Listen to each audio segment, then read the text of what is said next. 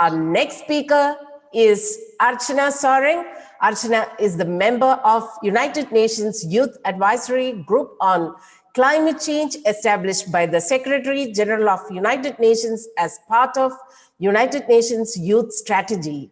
She is the only member from India. Others are from Sudan, Fiji, Moldova, United States, France, and Brazil. Archana is experienced in advocacy and research, and she is working to document, preserve, and promote traditional knowledge and cultural practices of indigenous communities. The climate activist is from Rourkela in Odisha. She studied MA in Regulatory Governance from the Tata Institute of Social Sciences, TIS, in Mumbai. She is former national convener of Tribal Commission at Adivasi Yuva Chedana Manch, All India Catholic University Federation, ICAF. Archana Soring is the former Students' Union President of Tata Institute of Social Sciences. Currently, she is a research officer at TIS Forest Rights and Governance Project in Odisha. Title of her session is Photojournalism, a way to document, preserve, and promote traditional conservation, knowledge, and practices of indigenous communities. Welcome, Archana. Thank you, Manju ma'am, for this beautiful introduction, and Johar everyone. I'm very happy to be here amongst you all, and I thank you for giving me this opportunity. So as my session says, it's photojournalism, a way to document, preserve, and promote traditional knowledge and practices of the indigenous community. So starting about, I feel when we talk about photojournalism is a new medium of mass communication and quite popular if we see it in the 21st century.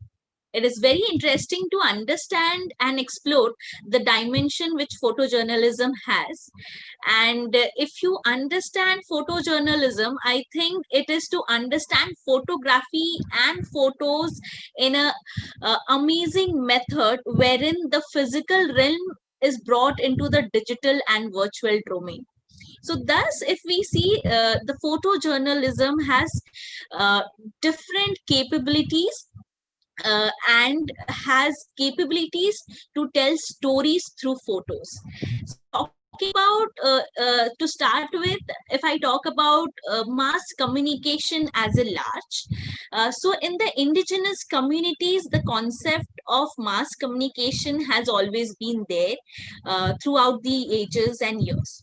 When I see mass communication from indigenous perspective, I feel the indigenous community is very communitarian and does not believe in accumulation of information or experience, rather believes in sharing at large the history, culture, and tradition.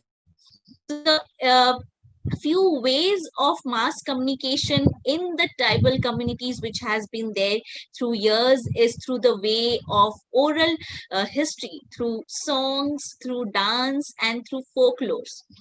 And that is how their traditional knowledge and practices of the sustainable way of living and forest conservation also has been documented in the songs, dance, and folklores. And when I talk specifically in terms of what is the need of documenting these practices, histories, and struggles of the indigenous communities, I feel the need of documentation is to enable transition of these knowledge and practices from the earlier generation to the present generation and also to the upcoming generation. So before I move on critically towards photojournalism, I talk about give an example of how powerful mass communication in the indigenous communities has been. So now I'll be going to sing a song. This song is in my tribal language, that is Khadiya. I belong to Khadiya tribe. So this song is a documentation of the massacre of the tribal communities in my state in Odisha. This is of 1939, when there was British era, and when the Adivasis and the forest dwelling communities asserted their rights over the land and forest. They had organized a peaceful protest where there were more than 1,000 people, and they had called for a dialogue with the king, with the queen and king at that point of time.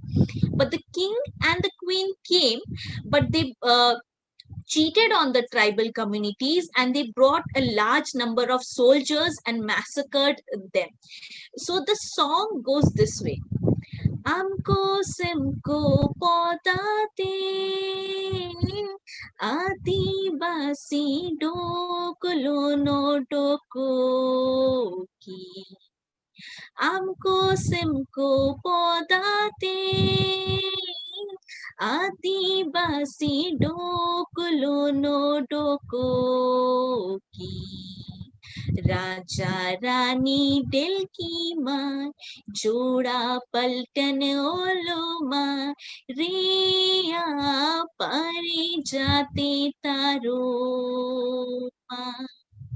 The reason behind singing this song and bringing this narrative in this discussion is that I have never read about this historical injustice or struggle of my ancestors.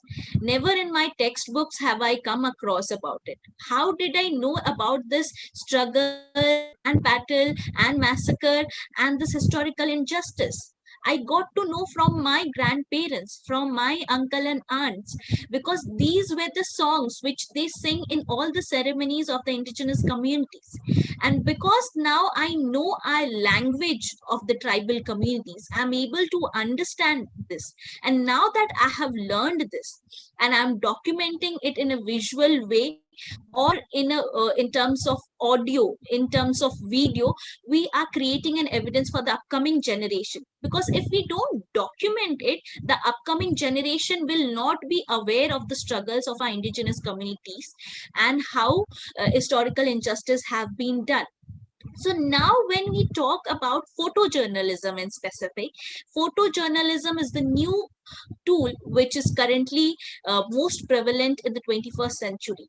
Now, how can we use photojournalism for documenting the traditional knowledge and practices and historical struggles and challenges faced by the indigenous communities?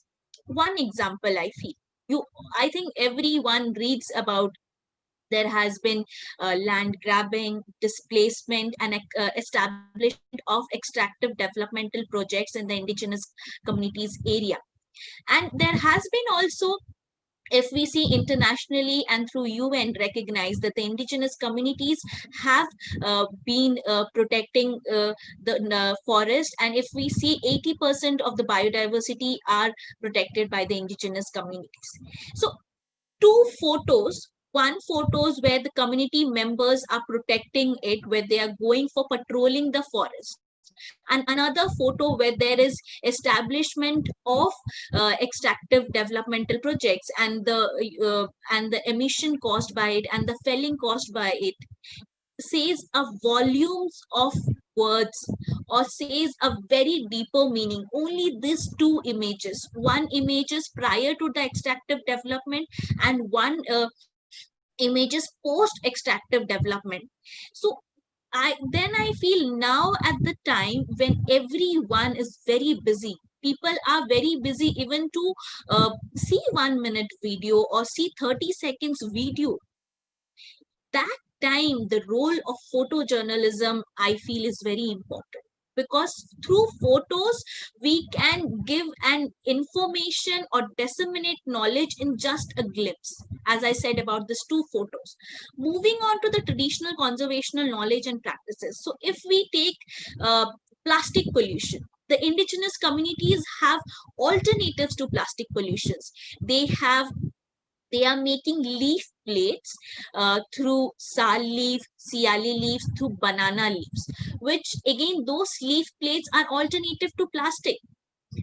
Now, how can we document these making of leaf plates, or how can we show uh, that these leaf plates are alternative to plastic. I feel there again, two photos, one photos in which we showing that the indigenous communities are making leaf plates and are also having food through that leaf plates, and the other photo can be, how there has been disposal of plastic plates all across, creating waste problems. These two photos itself shows that how there has been contradiction in the cities, and how the community members in the village levels are adopting this sustainable way of leaf plates. Moving on, if I talk about another sustainable way which the indigenous communities has been practicing and which I have seen from my very childhood, is that if we see vegetables like, pumpkin and bottle gourd, who has a huge radius, which have circular radius. So in my community members, so that the pulp of pumpkin and bottle gourd is used for making vegetables, but the outer crust of pumpkin and bottle gourd is used as is dried and is used as water bottles in our community members. And when they go for agriculture practices, this is the dried pumpkin and the dried bottle gourd skins wherein they are filling the water bottle, which is again very much sustainable and eco-friendly, contradictory to the plastic water bottles which we are carrying. So I think these photos says a volumes, like how indigenous communities have been adopting these practices. Now, why this is important? I feel, I in my generation, I saw that how my community members and how my family members, are using the pumpkin and bottle gourds as water bottles. But I am very much unsure, if we don't document, whether will the upcoming generation know about it. And thus these photos are a major source of evidence. And when I talk about photojournalism as a way of, documenting it, I also feel it is very important for us to document not only what is the output or the ultimate product. Like, they, for example, we can make a series of photo.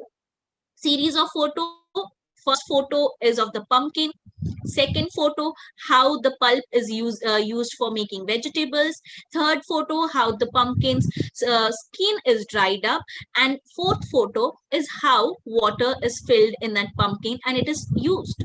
So these series of photo says a story, says a fiction, which is alternative plastic.